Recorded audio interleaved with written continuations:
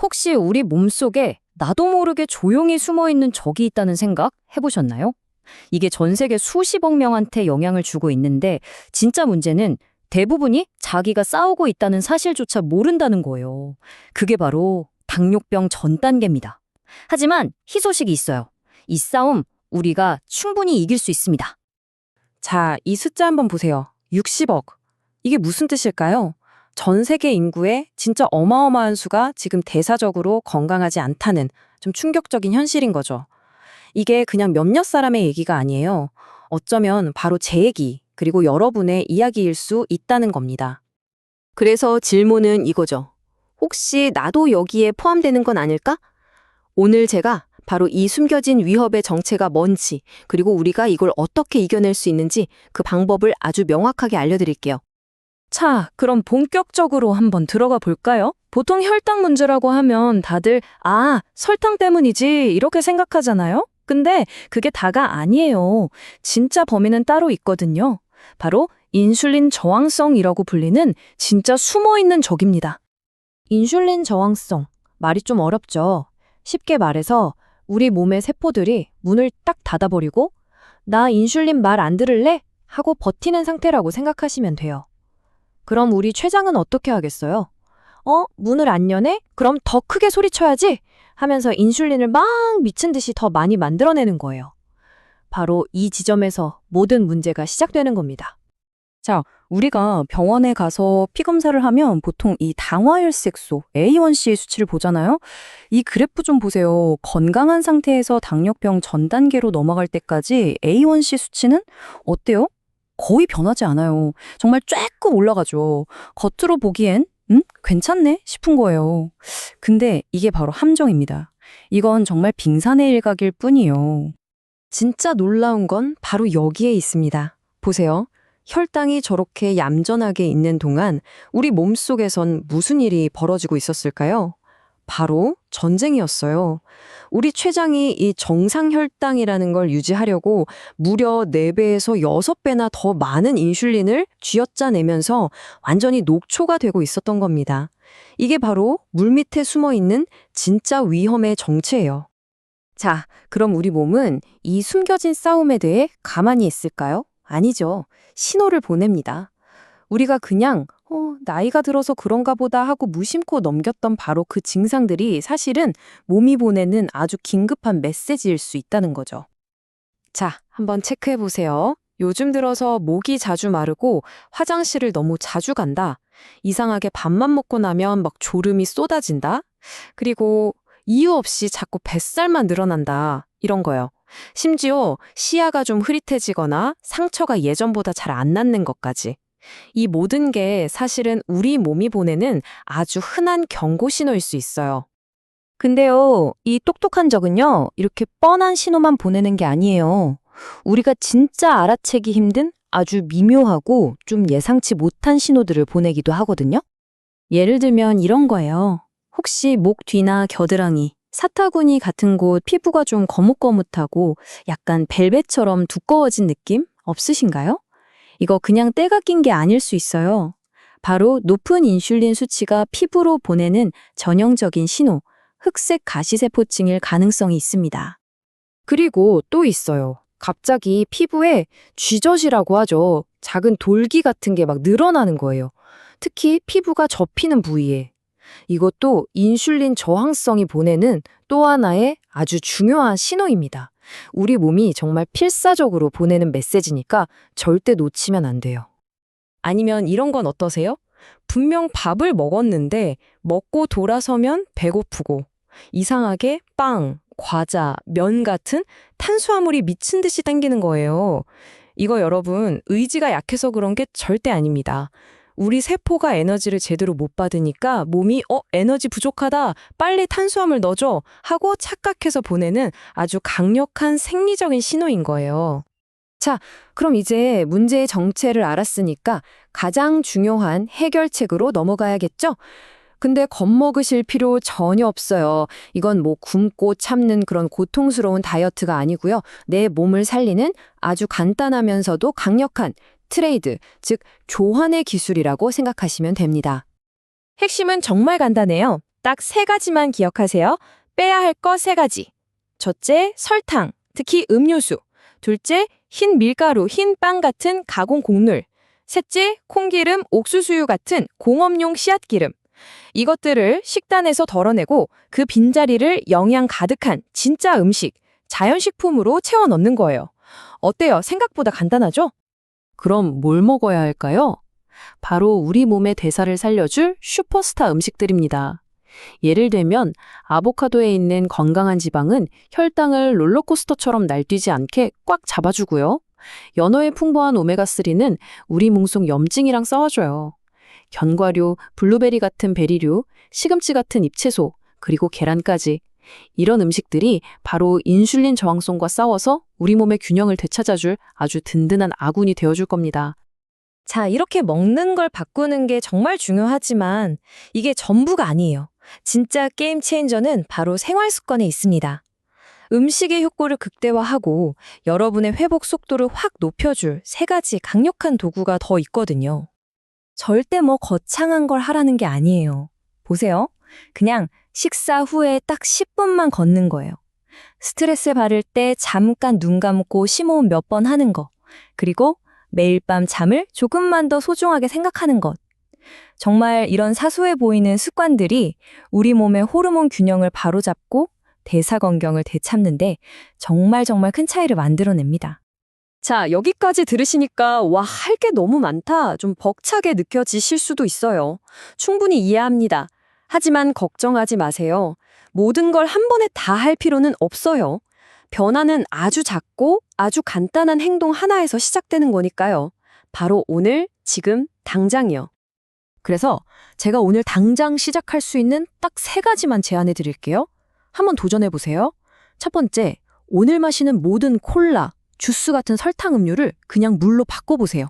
두 번째, 내일 아침 식사로 빵이나 시리얼 대신에 단백질이랑 지방이 풍부한 계란 요리를 드셔보세요. 그리고 세 번째, 오늘 저녁 식사 후에 딱 10분만 동네 한 바퀴 걷는 거예요. 이 정말 작은 시작이 나중에 돌아보면 여러분의 건강을 되찾는 가장 위대한 첫걸음이 될 겁니다. 여러분, 여러분의 몸은 계속해서 신호를 보내고 있었어요.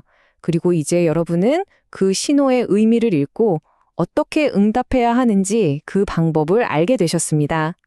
건강을 되찾는 그 길은요, 다른 누군가가 정해지는 게 아니에요.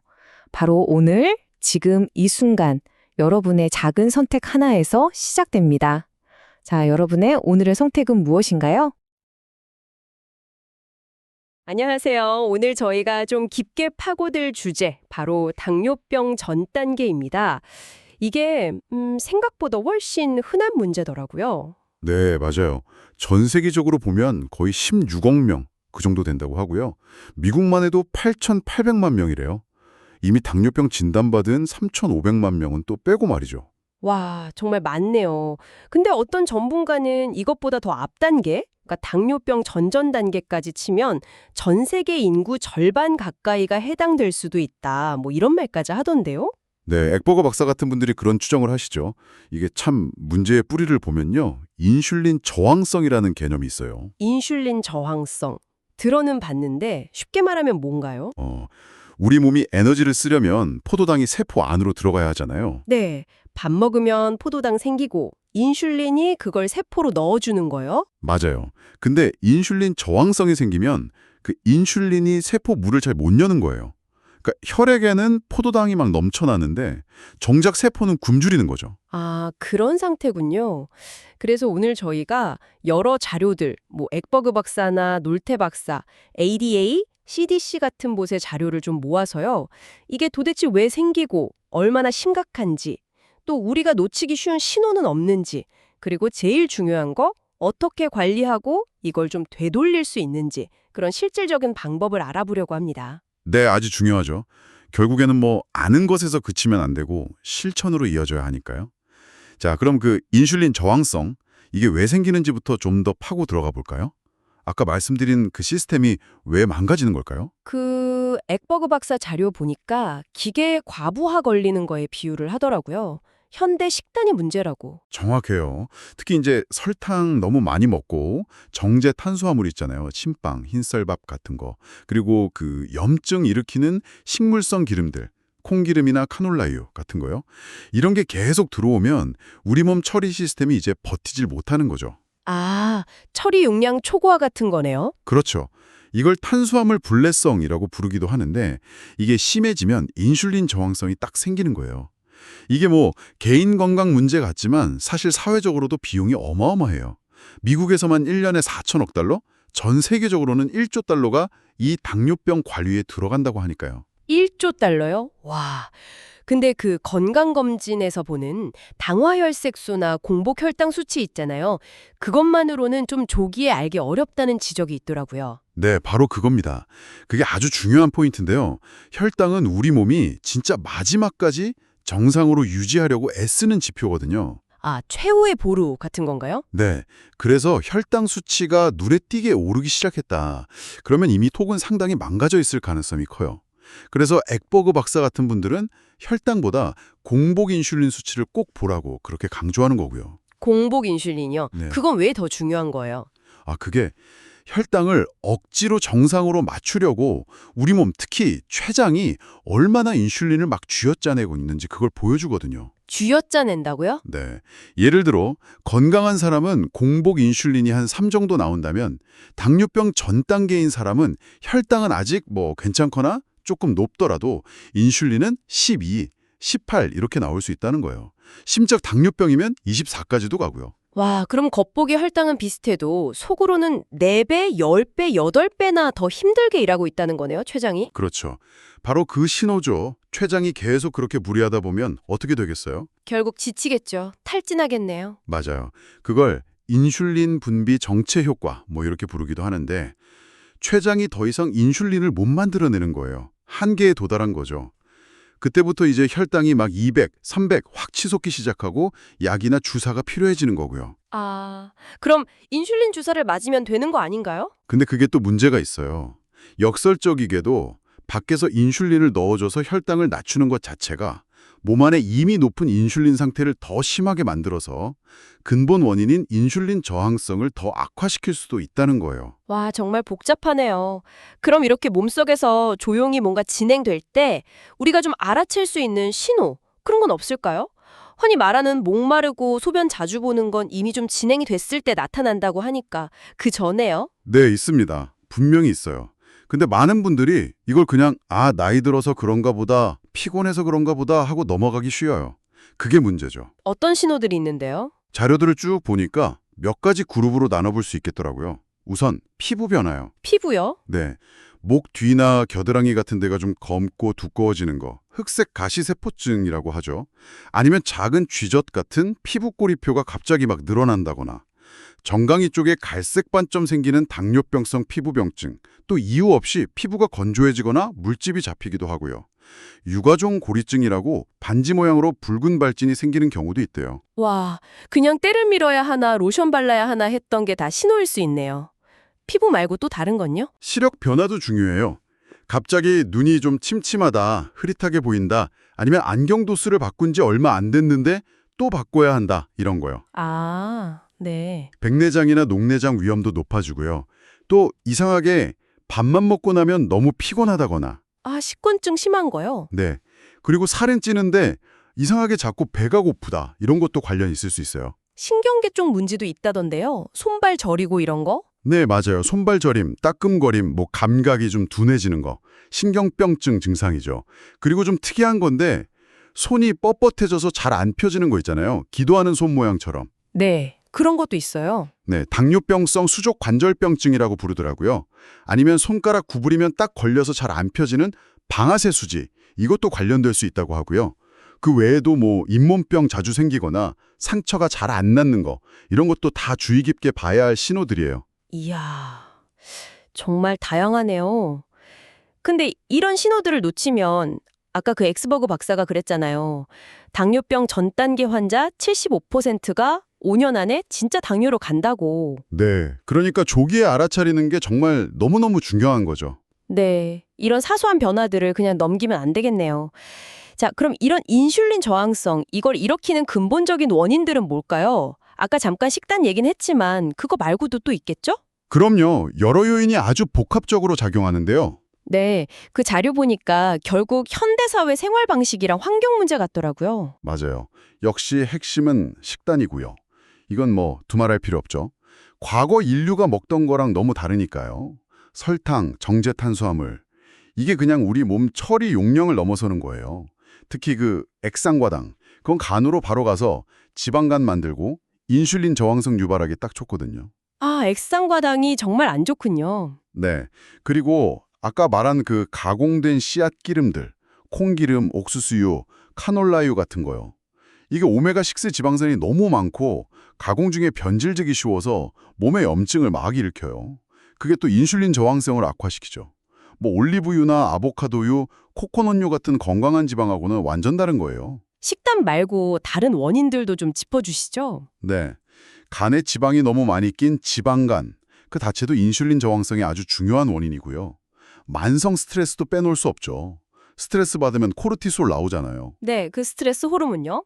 그게 혈당 올리고 염증 늘리고 잠도 못 자게 하고 식욕은 또 땡기게 만들고 아주 악순환이에요.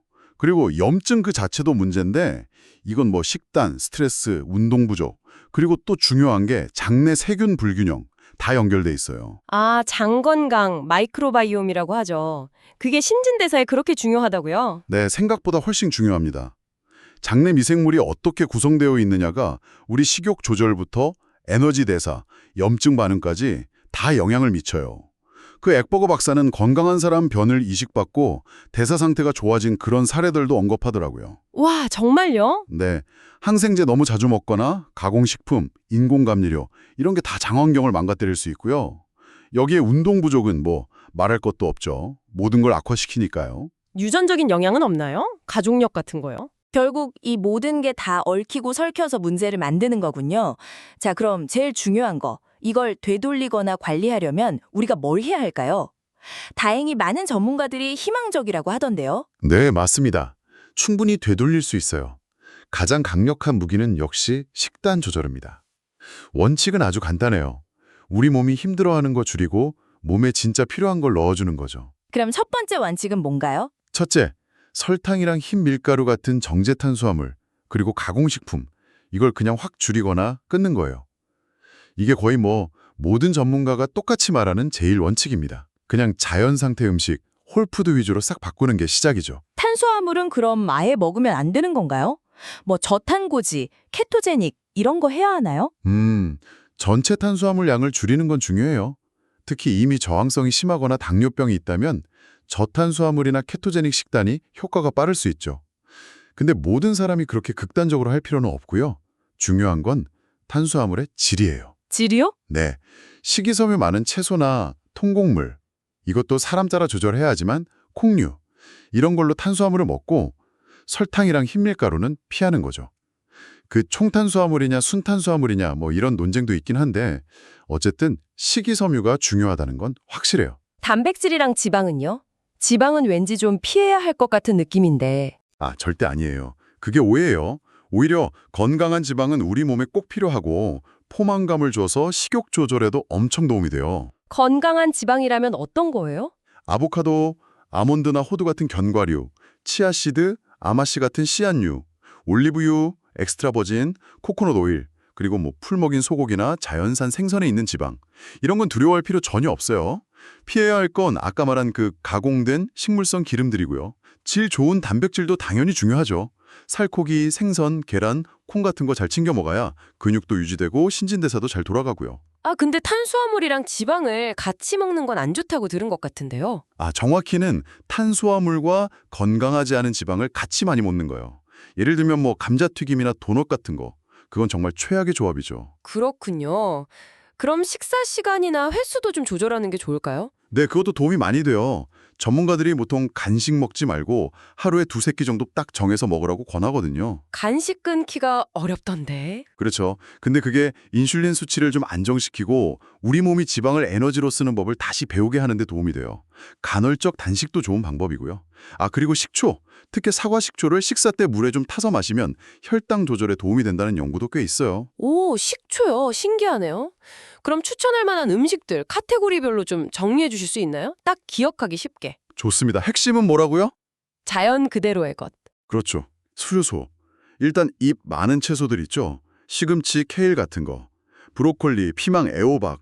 이런 비전분성 채소는 혈당 거의 안 올리니까 식사에 기본으로 까세요.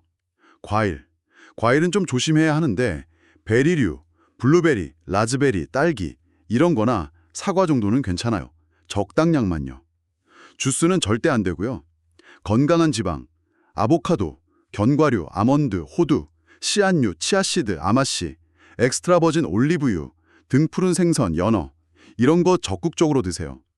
질 좋은 단백질, 자연산 생선, 목초 먹인 소고기, 닭고기, 가슴살 좋죠. 계란, 콩, 렌틸콩, 병아리콩, 그리고 플레인 그릭 요거트, 설탕 없는 거 이런 거요. 빵을 꼭 드셔야겠다면 100% 통밀빵이나 사워도우 아니면 견과류 가루로 만든 빵을 조금만 드세요. 근데 이런 건강한 빵은 금방 상하니까 냉장고나 냉동실에 보관하셔야 하고요. 네. 와, 식단만 해도 정말 바꿀 게 많네요. 그럼 이제 생활 습관적으로 넘어가서 운동. 운동은 어떤 효과가 있을까요? 규칙적인 운동은 선택이 아니라 필수죠. 이게 단순히 칼로리 태우는 거 이상이에요. 인슐린 민감도를 직접적으로 높여주고 염증 줄여주고 스트레스 풀리고 장도 건강해지고 잠도 잘 오게 하고 효과가 정말 많아요. 꼭 막 힘든 운동 해야 하나요? 아니요. 뭐든 꾸준히 할 수 있는 거면 돼요. 걷기, 수영, 자전거, 요가 다 좋습니다. 특히 어르신들은 너무 무리하지 않는 선에서 저강도 운동 꾸준히 하시는 게 중요하고요. 스트레스 관리랑 수면 얘기도 계속 나오네요. 네, 만성 스트레스랑 잠 부족하면 코르티솔 수치가 올라가서 혈당 조절이 그냥 안 돼요. 그러니까 명상을 하든 심호흡을 하든 좋아하는 취미를 갖든 스트레스 푸는 방법을 찾으셔야 하고요. 잠도 매일 규칙적으로 충분히 자는 거 아주 중요합니다. 그리고 하나 더. 당뇨병이나 전 단계 위험 있는 분들한테 특히 강조하는 게 발 관리예요. 발 관리요? 그건 왜 그렇게 중요해요? 이게 신경이 손상되거나 피가 잘 안 통하면 발에 상처가 나도 잘 못 느끼거나 상처가 나도 잘 안 낫거든요. 근데 그게 막 심각하게 덧날 수 있어서 그래요. 그래서 매일 발을 보라고 하는 거군요. 네, 매일 발 꼼꼼히 보셔야 해요. 상처나 물집, 색깔 변한 데 없나.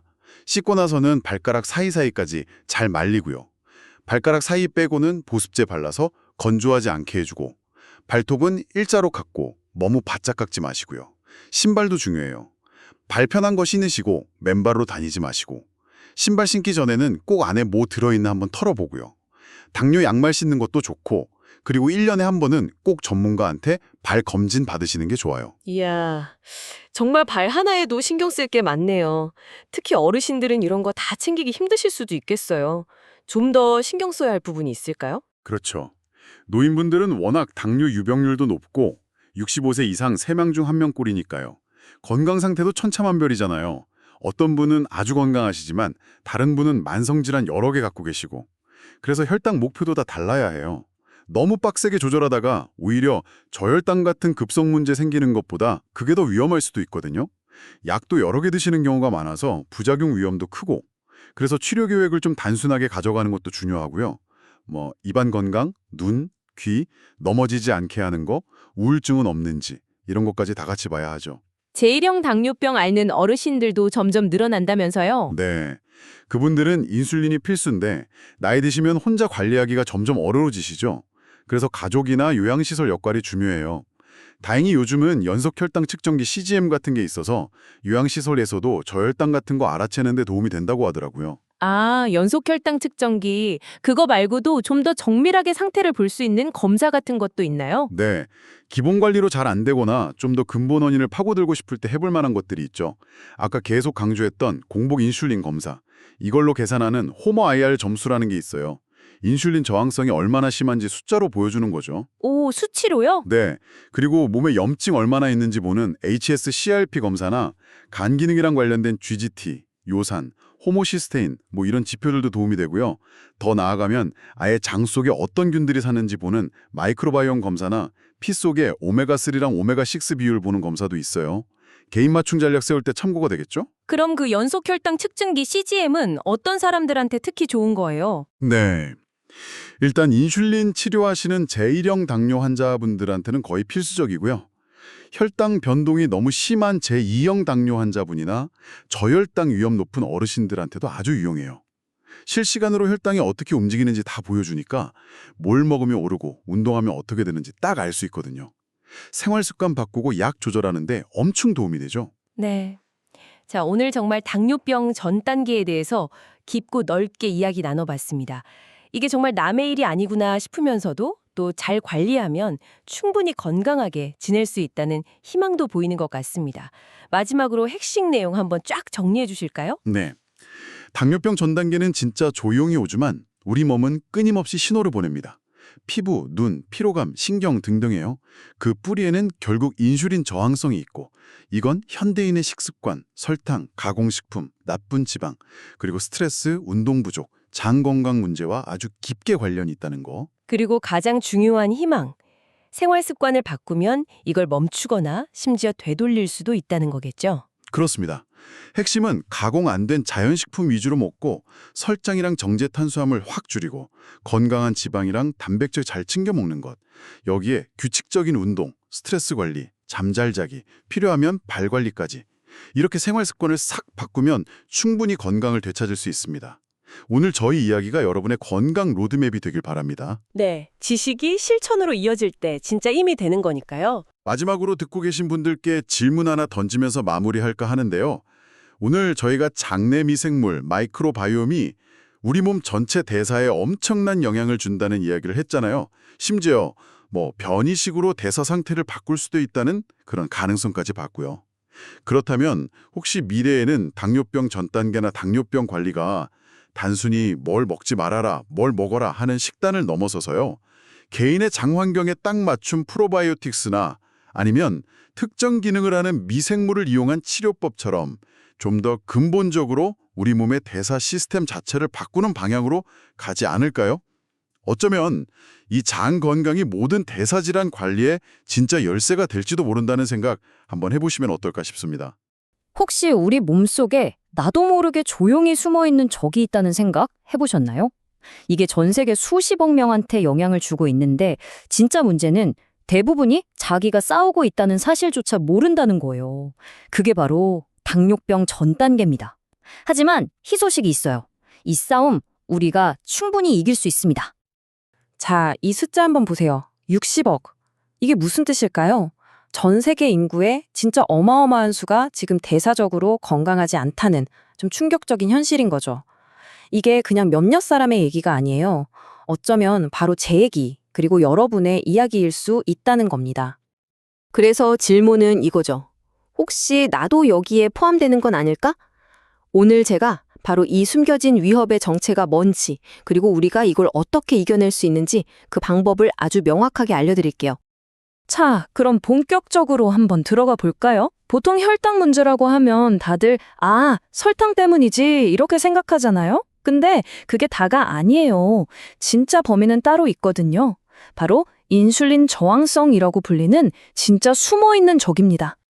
인슐린 저항성, 말이 좀 어렵죠. 쉽게 말해서 우리 몸의 세포들이 문을 딱 닫아버리고 나 인슐린 말 안 들을래? 하고 버티는 상태라고 생각하시면 돼요. 그럼 우리 췌장은 어떻게 하겠어요? 문을 안 여네? 그럼 더 크게 소리쳐야지! 하면서 인슐린을 막 미친 듯이 더 많이 만들어내는 거예요. 바로 이 지점에서 모든 문제가 시작되는 겁니다. 자, 우리가 병원에 가서 피 검사를 하면 보통 이 당화혈색소 A1C 수치를 보잖아요. 이 그래프 좀 보세요. 건강한 상태에서 당뇨병 전 단계로 넘어갈 때까지 A1C 수치는 어때요? 거의 변하지 않아요. 정말 쬐끔 올라가죠. 겉으로 보기엔 괜찮네 싶은 거예요. 근데 이게 바로 함정입니다. 이건 정말 빙산의 일각일 뿐이에요. 진짜 놀라운 건 바로 여기에 있습니다. 보세요. 혈당이 저렇게 얌전하게 있는 동안 우리 몸속에선 무슨 일이 벌어지고 있었을까요?